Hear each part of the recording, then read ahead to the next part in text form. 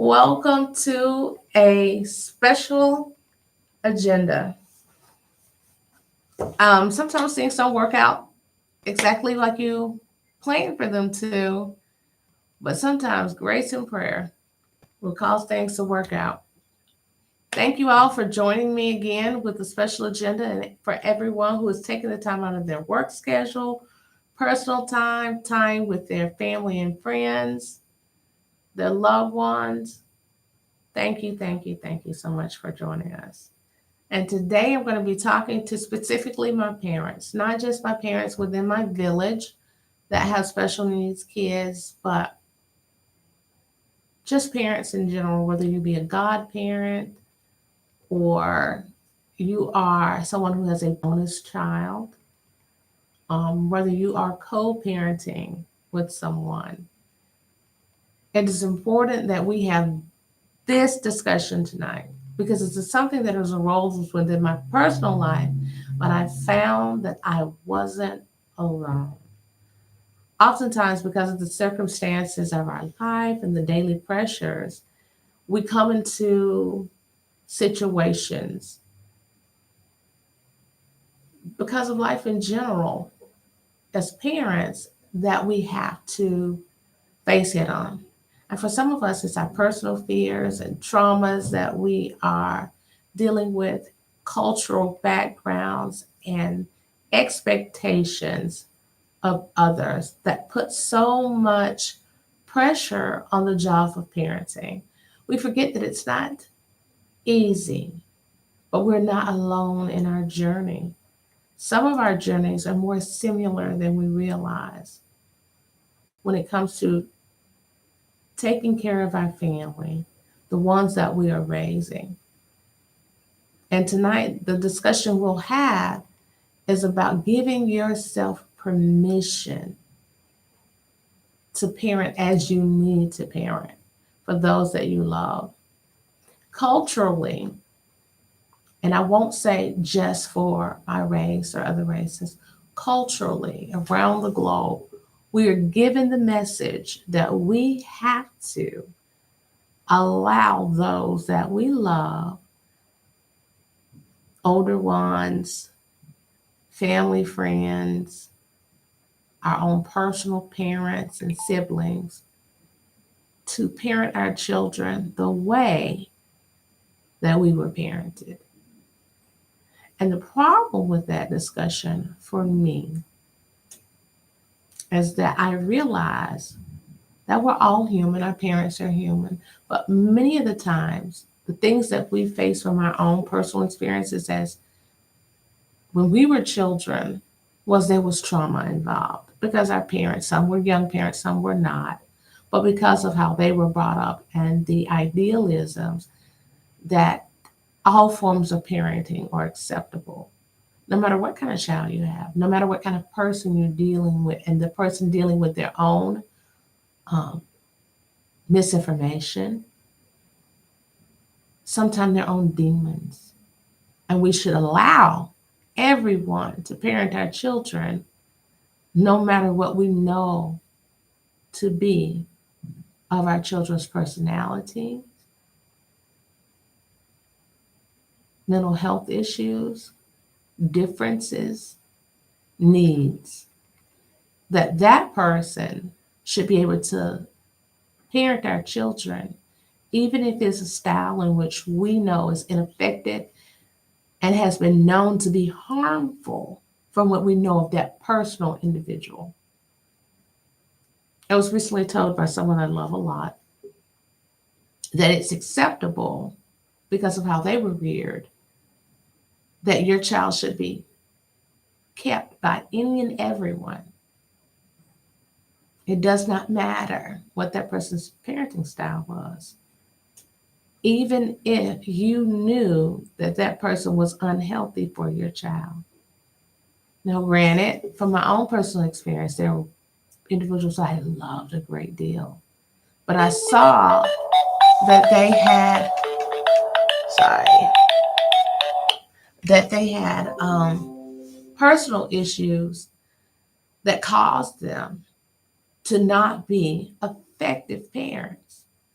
or effective disciplinarians because of the things that they were not taught and the things that they were taught that were unhealthy. But I was reprimanded and informed that everyone should have an opportunity to parent your child. When in truth, giving someone who you know is not equipped to deal with what you deal with. And it doesn't mean that what you're dealing with is a bad thing. If your child does not have issues that are just, and you know this to be true, are just of the nature of being disrespectful. If you know your child has genuine mental health disorders and this person is unequipped to deal with that, is it reasonable to leave them with that person in hopes that this will work out? And more than 80% of the cases, it will not. Because they will keep trying things that you know is unhealthy for your child. And your child will just receive trauma and more trauma and more trauma. And in some cases, it can end up with you being picked up by the police or the state removing your child from you because they decided for you that what they wanted to do for your child was the best thing. That is not love, that's abuse. Sometimes you have to give yourself permission to take away what they can't handle. It doesn't mean that you don't love them. It in fact means that you do love them. Because at some point, it becomes too much for them. And it was from the beginning, and they thought that they could change it. Also, we have to, as parents, start to be honest parents. Some of us, because of our people pleasing, have a tendency to become someone else in front of other individuals. And we don't just do that in order to remain friends with someone. We begin doing that to be accepted in the manner in which we parent our children. Now I'm going to ask a question that this may trigger some people or offend or upset, but I'm going to say it anyway. Do you become a different parent when other people start to make suggestions or insist you give your child corporal punishment because of what they think they know about your child or the hate behavior that they feel your child's exhibiting? Do you do this consistently and then go home and apologize to this child for what you forced them to experience rather than removing yourself and your child from the company of someone who did not know better and they were having a hard time? Which would have been the better choice? Because you love someone doesn't mean you owe them to do what they feel you should do for the better interest of your child. And when that doesn't work, are you willing to continue to make your child experience this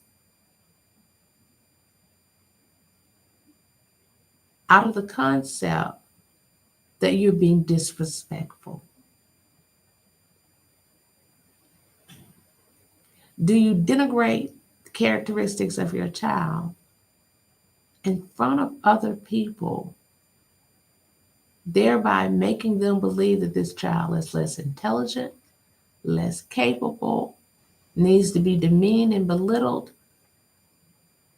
constantly? So as that child becomes an adult, this is how they're communicated with these same adults. If you are an adult that has family members and family friends talk to you as if you have the intellect of a 5-year-old and you're a whole adult that's never asked them for anything haven't made any public mistakes or anything that you needed to be bailed out of a situation. You, by all standards and perspective of the outside world and your work uh, and career aspirations, you've achieved them and you are doing well financially, and others know you to be someone else and believe you to be competent. But these individuals talk to you constantly in this manner. That is because you have been parented by a parent who was of the belief that other people had a better understanding, or they needed to talk to you in that manner in front of them. So now they constantly communicate with you as if you don't have any common sense at all. You just an empty cup with one marble in it with it rattling around. And they constantly treat you like that because of that.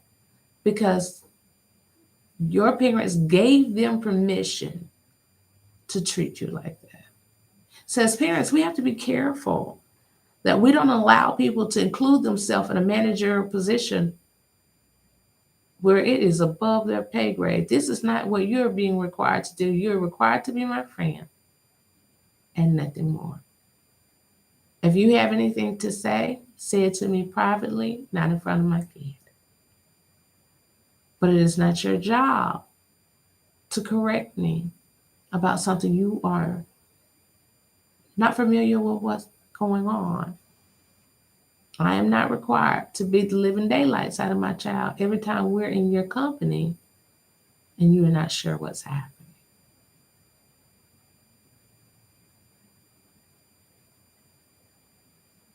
Please give yourself permission today to understand that your child's needs are above anyone else's. And if your child is having a hard time, possibly because of a meltdown or something else that your friends may or may not be privy to, but you have a personal understanding of what is going on with your child, give yourself permission to dismiss them from what's going on within your life. That does not mean that you are not friends with them, you don't care for them. But it is important that your child's mental and emotional health is something you take very seriously and are of the understanding that all that is done by you in love or consideration of others and others only can be damaged. Being a parent is a very serious job, and it can be very overwhelming. But we also have to take the time to take a beat, get a breath, say a prayer before we correct our children. Discipline should be a form of learning, not abuse. It shouldn't be something of ego. It shouldn't be something to get your lick back. Teach your child what it feels like, not understanding that they are indeed a child. You have to give yourself permission to understand sometimes that you personally are overwhelmed. And even if you're overwhelmed in particular situations, give yourself and your child grace. Take the time to say a prayer, even if it means holding them in a pressure hug and saying a prayer while you do that. And console them while you help them to understand the form of discipline that you will need to met out at a different time. The Bible says to not discipline in anger. And one of the things that I can say, my father indeed was not a perfect parent because he was a parent and he was human, just like all of the parents are, as we are.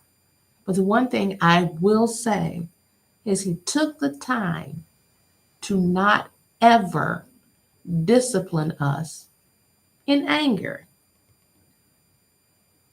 There were times that he was so angry that he told us that he could not look at us right then, that he needed to take some time to address us, and he told us to be careful not to add anything to it. There was one time in particular I did something ridiculous, and he informed me that he was going to have to discipline me in a while. He says, "You'll know when it's time." And when it was time, he called me by my entire government name. It was like I was being called to court. But he did not discipline me until he had a spirit of calm. As parents, we make these mistakes. There will be many made.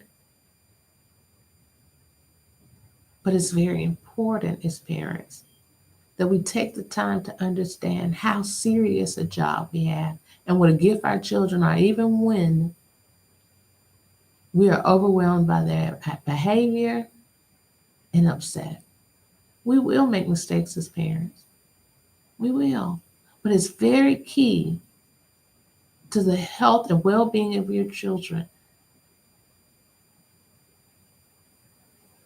that we don't make the same ones repeatedly without any attempts or regard to who they are to correct them. Some things you cannot fix. You can break a glass vase. You can break a glass vase and put it back together. But those cracks will always be there, no matter how well you glue them together.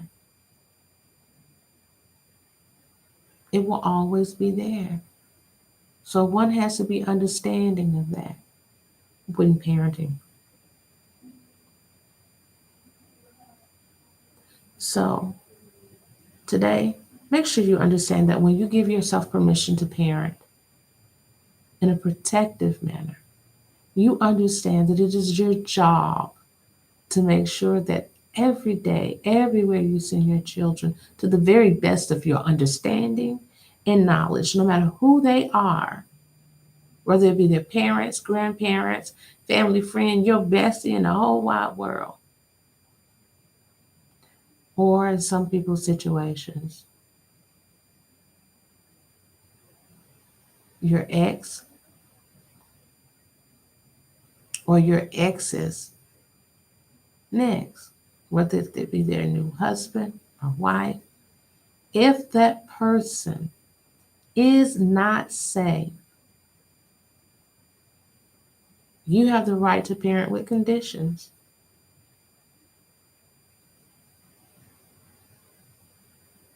It doesn't matter whether that parent is the one who's paying child support. You don't want to put your child in danger.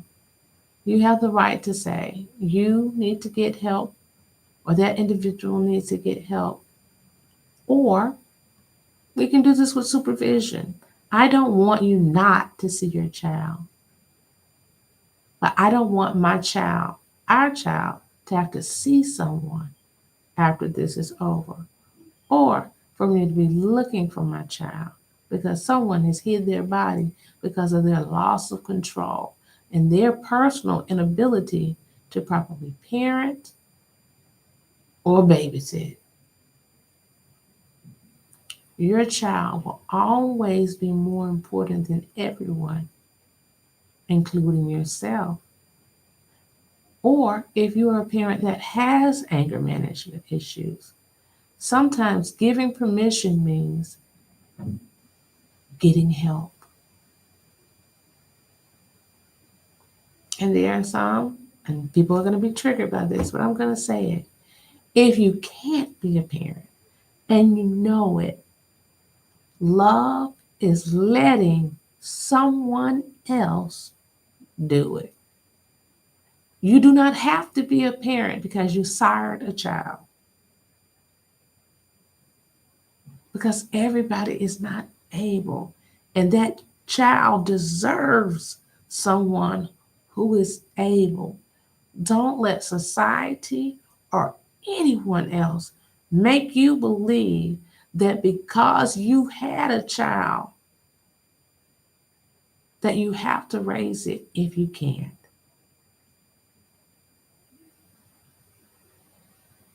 There are some people who can't drive a car, and others will try to encourage you. Oh, you're this age, you're that age, you should be able to. So you think they should get behind the steering wheel of a vehicle, even if they cannot obtain a license because they are old enough, and kill your family? Oh, you don't want them to do that. You don't want them to operate a vehicle and do that. Oh, they should kill other people. Oh, just they self. None of that. So why is it that we reason that because someone, however that child came to be, needs to keep that child or stay in a position when they're not capable? Some people aren't mentally capable of being what a child needs. They just can't do it. No matter what that looks like, we have to find someone who is capable of loving and not harming that child. And that has to be said because there are many people who have mental health issues that came into the position of bringing a life into this world. But because of their own personal mental health issues or things of that matter, they're not capable of being with that child's needs safely. And protective, loving parenting means giving that child an opportunity at a good life. And I know many people feel personally about that. But the truth of the matter is, making the decision to put that child's interest above your own or what other people will think about you, in some cases, is the only decision. Not only is it the best decision. Protecting that child from yourself may be it. But most certainly for those who are good parents and can be, putting your child first is the only position, no matter who you have to protect them from. You all have a wonderful night. Thank you again for joining me in the room with a special agenda. Be kind to each other, even if you don't feel like it will be reciprocated. Everybody can't be what you need or who you are, but kindness is a choice. Do that as often as you can. Good night.